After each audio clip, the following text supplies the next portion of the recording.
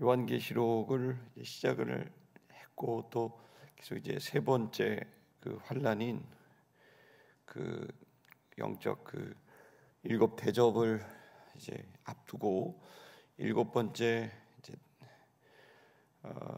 나팔이 부러졌을 때 모습을 이제 보고 있습니다. 그 12장은 이제 그 부분에서 이제 마지막 그 대환란과 대심판을 얘기하면서 한마디로 요한계시록에서 또 성경에서 말하고 있는 선과 악의 투쟁 그리고 그 끝의 모습을 이제 보여주고 있는 장면이 12장에 이제 나와 있습니다. 그리고 이 본문의 말씀을 통해서 보면 이제 여자가 이제 등장하게 되는데 이 여자는 이제 말 그대로 바로 교회를 상징을 합니다.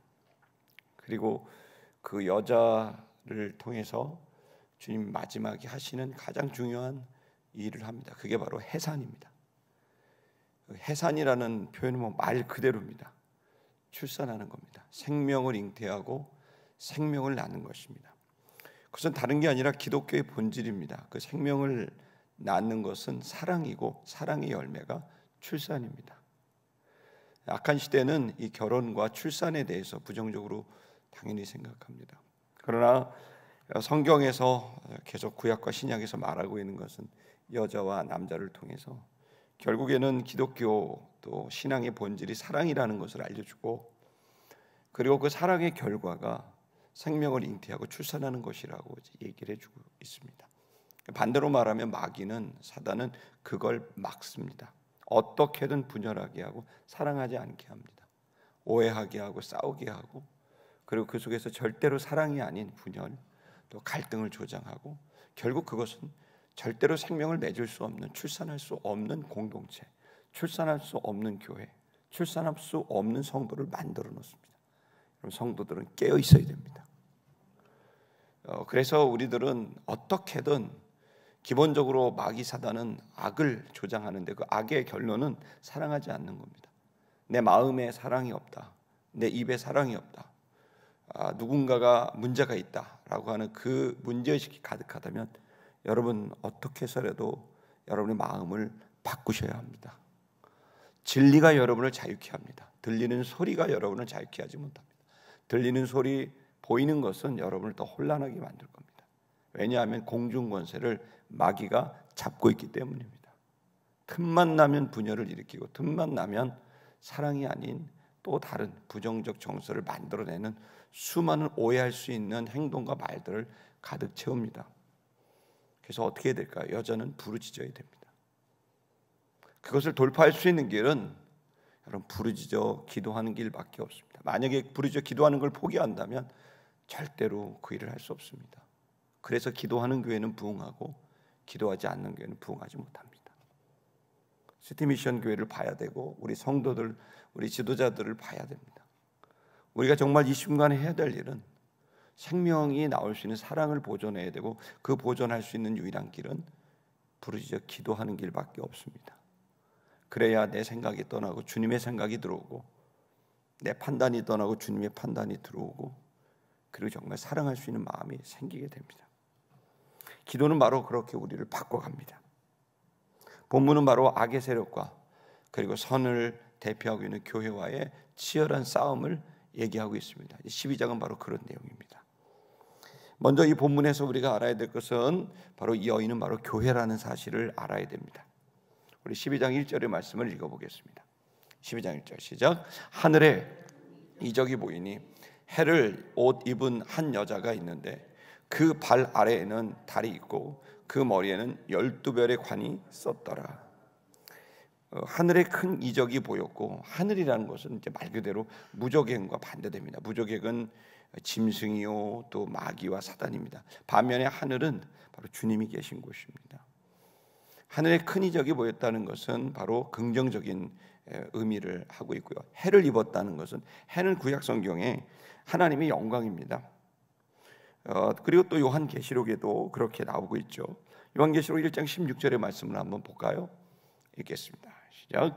그의 오른손에 7별이 있고 그 입에서 좌우에 날선 검이 나오고 그 얼굴은 해가 힘있게 비추는 것 같더라. 그러니까 해라고 하는 것은 태양입니다. 이것은 그것을 이제 입고 있다라는 것은 하나님의 영광을 입고 있다고 우리가 이렇게 이해할 수가 있습니다. 그리고 자세히 보니까 이 여자는 해를 옷 입었고, 그리고 그 발 아래는 이제 달이 있었다라고 이렇게 되어 있고, 그리고 또 그 머리에는 12별의 관을 썼더라 이렇게 되어 있죠. 이것은 낮과 밤과 주님의 영광이고, 그리고 12별은 바로 그 종들을 가지고 있다라는 것을 우리가 알 수 있습니다. 요한계시록에 이미 다 봤던 내용입니다.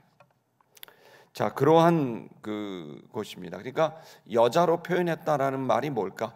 1세기 당시에는 여자 그러면은 이제 어떤 개념이냐면 반드시 모든 사람이 이제 결혼을 하게 돼 있고, 그래서 인간에게 가장 중요한 사랑을 나타낼 수 있는 그 첫 번째는 남자와 여자가 결혼하는 겁니다.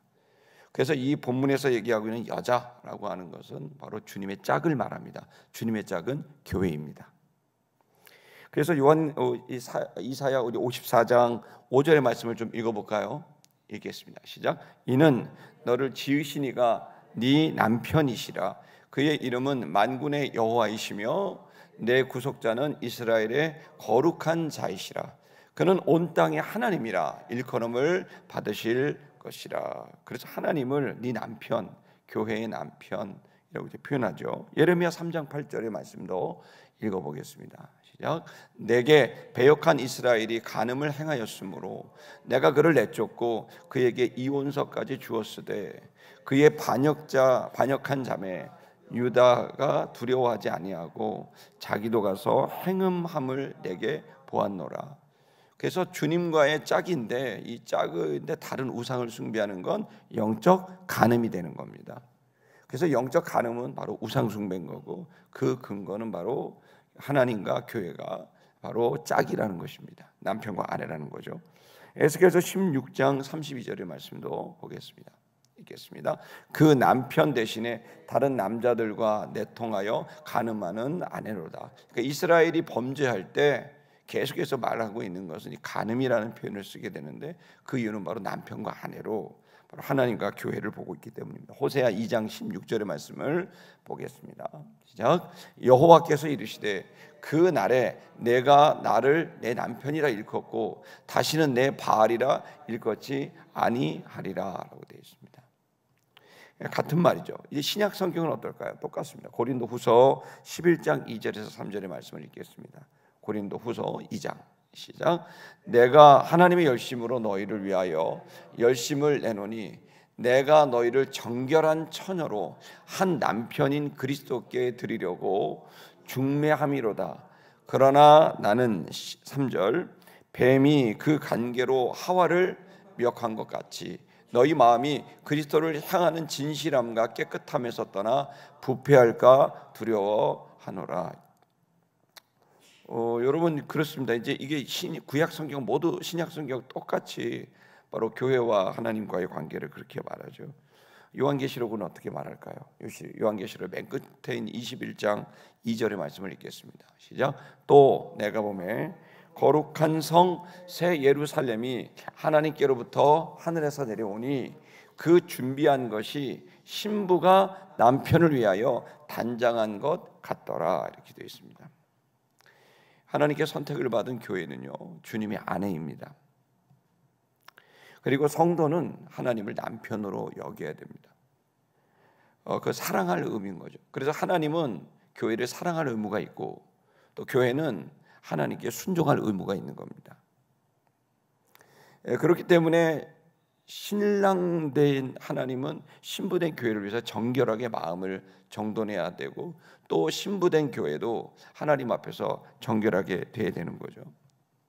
자, 그러면 신부는 그렇게 신랑되는 그 하나님 앞에 몸과 마음을 정결하게 하고 또 순종하는 그런 마음을 갖는 반면, 신랑 되신 하나님은 신부에게 뭘 할까요?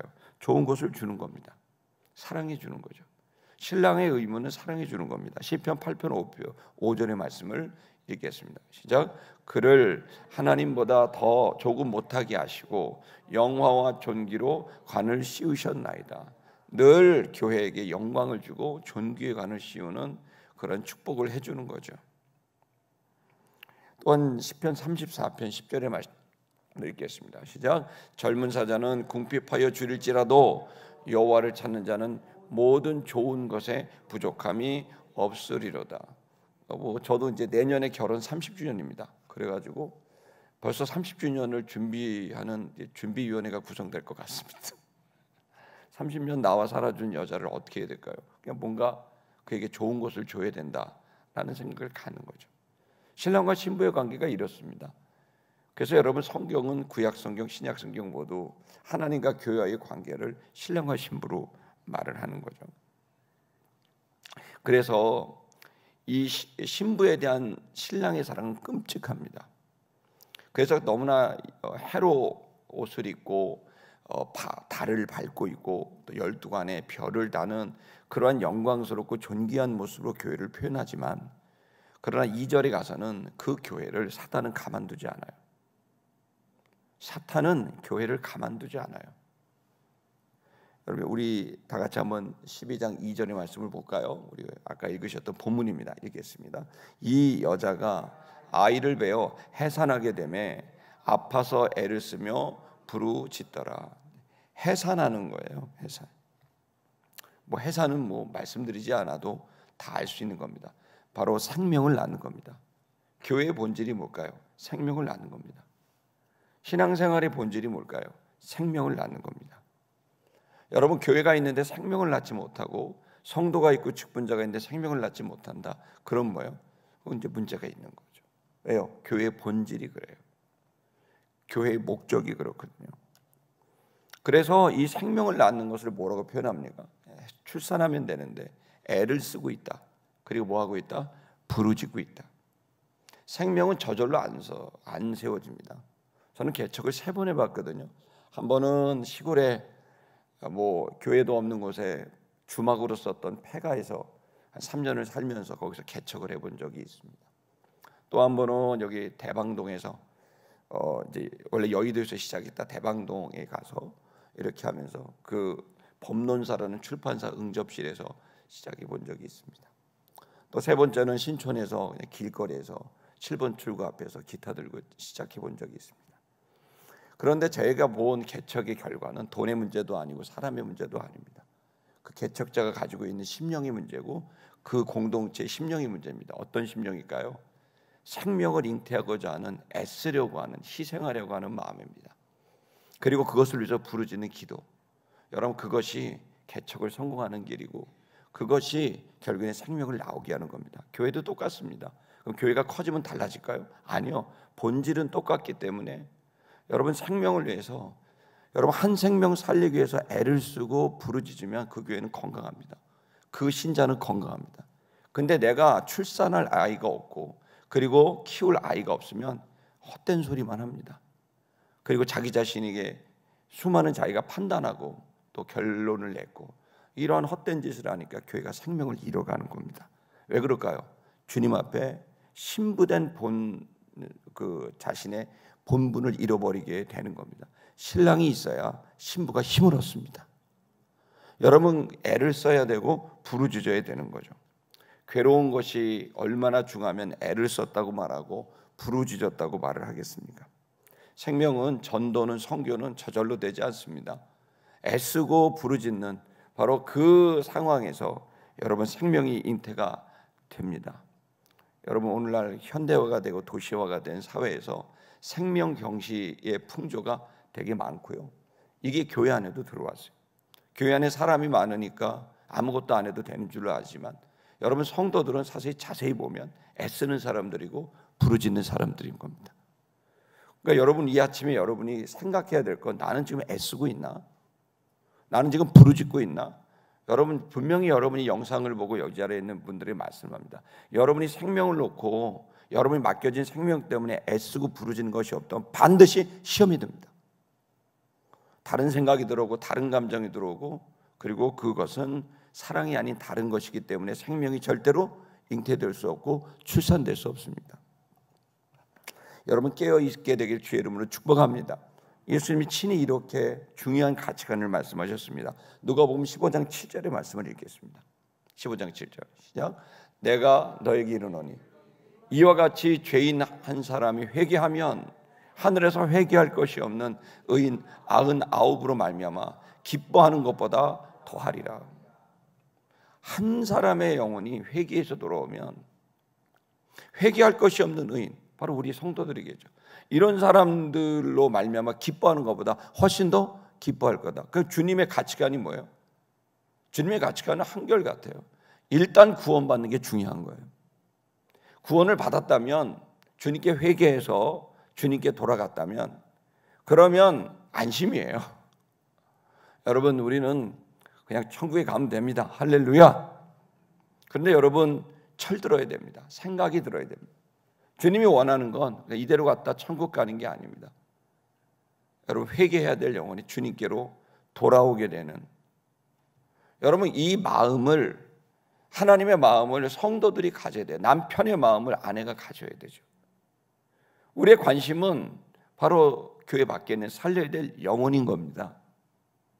그 영혼을 품지 못했다면 죄송한 말이지만 건강하지 않은 겁니다. 마태복음 16장 26절의 말씀을 읽어볼까요?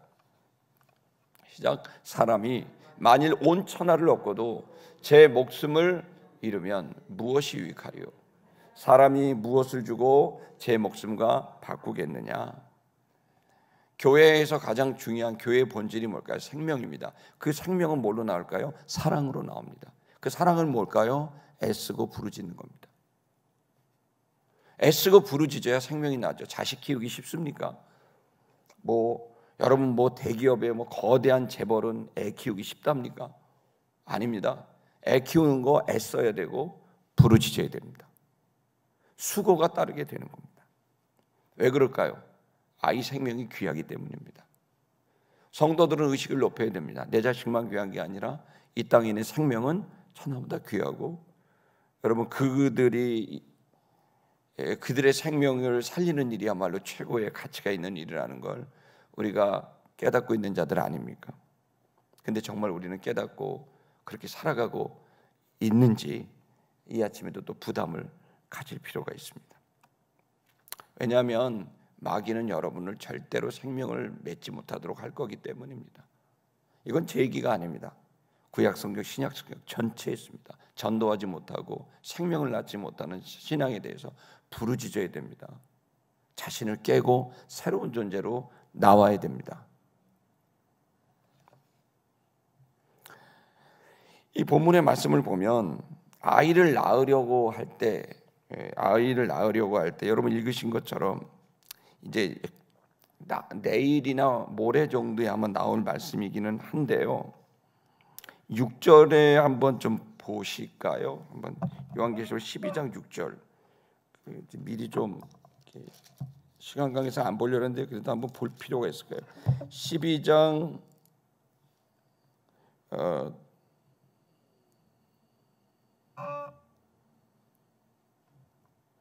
먼저 12장 3절의 말씀 한번 읽어볼까요? 12장 3절 시작. 하늘에 또 다른 이적이 보이니 보라, 한 큰 붉은 용이 있어 머리가 7이요 뿔이 10이요 그 여러 머리에 7 왕관이 있는데, 그렇게 하고 4절이네요. 4절 읽겠습니다. 그 꼬리가 하늘의 별 3분의 1을 끌어다가 땅에 던지더라. 용이 해산하려는 여자 앞에서 그가 해산하면 그 아이를 삼키고자 하더니, 여러분 굉장히 놀라운 장면입니다. 이 여인은 막 애를 쓰고 아이를 출산하려고 그럽니다. 근데 용이 그 옆에 이렇게 있는 거예요. 그러고 있다가 아이를 출산하자마자 잡아먹으려고 그런 거예요. 그러니까 여인이 어떻게 합니까?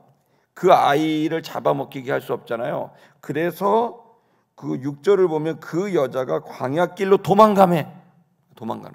애를 안고 도망을 가면서 이 아이를 뺏기지 않으려고 애를 쓰는 거예요. 이 엄청난 싸움이 벌어진다는 거예요. 여러분 마지막 시대 때 뭔지 아십니까? 마귀는 절대로 출산하지 못하게 하는데 일단 출산하면 먹어버려요. 성도들을 계속해서 먹어치우려고 마귀가 기다리고 있다는 거예요. 그래서 여러분 낼름 먹어요. 교회 나오자마자 먹어요. 시험 들게 해요. 이상한 소리 듣게 해요. 이상한 말하게 해요. 이상한 거 보게 해요. 오만 것들이 교회 가운데 가득하게 될 거예요. 여러분, 그럴 때 교회는, 여자는 부둥켜 안고 이 생명 지키려고 싸움을 싸워야 돼요. 가만히 앉아있으면 영혼이 지켜지나요? 출산이 되나요? 출산한 아이를 성장시킬 수 있나요? 여러분, 우리 교회 슬로건이 뭡니까? 사람을 살리고 성도를 성장시키는 거예요. 살리는 게 쉽습니까? 성장시키는 게 쉽습니까? 여러분, 태어나면 잡아먹으려고 하니 붙들고 싸우고 도망치고 애를 써야 되는 거죠. 6절에서 여자는 황급하게 이 아이를 들고 들쳐업고 도망을 갑니다. 왜냐하면 아이를 뺏길 수 없어요. 목회자의 마음이 이런 마음이에요. 영혼 뺏기는 거를 잠을 잘 수가 없어요. 이 마귀는 계속해서 우리에게 도전합니다. 디모데전서 6장 12절의 말씀을 읽어보겠습니다. 시작. 믿음의 선한 싸움을 싸우라. 영생을 취하라. 이를 위하여 네가 부르심을 받았고 많은 증인 앞에서 선한 증언을 하였도다. 바울이 디모데에게 뭐라 말합니까? 싸워야 된다. 목회가 먼저 아니? 싸움이야. 싸워야 돼. 우리는 소풍 온 거 아니야. 놀러 온 거 아니야. 우리는 지금 싸우러 온 거야. 여러분, 이걸 아십니까? 목회 현장은 전쟁터입니다. 끝없는 영적 싸움의 현장입니다. 에베소서 6장 10절에 교회를 향하여서 하나님 바울을 통해 뭐라고 말했습니까? 에베소 6장 11절 읽겠습니다. 시작. 마귀의 간계를 능히 대적하기 위하여 하나님의 전신갑주를 입어라. 시험에 자주 드는 사람도 깨달아야 됩니다. 무장하셔야 돼요. 언제까지 시험에 들겠습니까? 말 몇 마디에 보이는 어떤 행동에 시험 드는 거, 그거 여러분 안 됩니다. 여러분, 지금은 전쟁터입니다. 무장 안 하고 오시면 안 됩니다. 칼들이 대검이 왔다 갔다 하고 총알이 왔다 갔다 하고 파편이 튑니다. 무장하고 나오셔야죠. 이상한 소리 들립니다. 이상한 모습 보입니다. 그 모든 걸 예측하셔야죠. 무장하고 나오셔야죠. 투구를 쓰고 갑옷을 입고 무장하고 싸우러 나오셔야죠. 여러분, 이 세상에 시험 안 받을 사람 없습니다. 마귀는 끝도 없이 오해를 주고 간계라고 표현했습니다. 사도 바울이 느꼈던 마귀는 간계입니다. 예수님은 괴계라 그럽니다. 간계와 괴계로 끝없이 시험 받게 합니다. 언제까지 거기에 끌려다니겠습니까? 여러분, 무장하시고 생명을 잉태하려고 애를 쓰고 그리고 부르짖어야 됩니다. 베드로전서 5장 8절의 말씀을 보겠습니다. 읽겠습니다. 시작. 근신하라, 깨어라. 너희 대적 마귀가 우는 사자같이 두루다니며 삼킬 자를 찾나니 라고 말합니다. 먹히지 마세요. 먹히는 거 여러분 탓일 수 있어요. 먹히지 마세요. 먹힐 것 같으면 정신을 똑바로 차려야 돼요. 사탄아, 떠나가라라고 말을 해야 돼요. 그거 못하면 목회도 못하고 이 직분도 감당 못합니다. 시험 받을 일 꽉 차 있습니다. 한마디 불평할 일 생각하면 끝도 없습니다. 아마 호박씨가 이렇게 산더미처럼 쌓일 수도 있습니다. 그렇게 시간을 낭비하시겠어요? 그건 마귀가 가장 좋아하는 일인데 왜 그걸 분별 못합니까? 입에서 나오거든 콕 맞고 그리고 나서 부르짖고 애를 쓰고 그 길을 그냥 가는 겁니다. 로마서 8장 31절 읽겠습니다. 시작. 그런즉 이 일에 대하여 우리가 무슨 말하리요? 만일 하나님이 우리를 위하시면 누가 우리를 대적하리요? 감히 어디 대적하겠습니까? 주님으로부터 주님께 시선을 잃어버린 사람은 끌려다니고 그야말로 인생을 낭비합니다. 끝도 없이. 그러나 여러분, 시선이 주님께 가 있는 사람들 누구도 당할 수 없습니다. 여러분, 이 아침에 여러분이 주님을 바라보죠. 담대하시기를 축복합니다. 싸워서 점령하시기를 축복합니다. 주님은 2000년 전에 이기셨습니다. 이긴 점령군이 왜 또다시 왜 패전병처럼 행동합니까? 여러분은 이기신 점령군입니다. 그러므로 여러분 당당하시게, 여러분이 맡긴 영혼을 위해서 애쓰고 부르짖고 부둥켜 들쳐업고 어떻게든 살리기 위해서 여러분 최선을 다하시는 저와 여러분, 승리 여러분 되시길 주의 이름으로 축복합니다.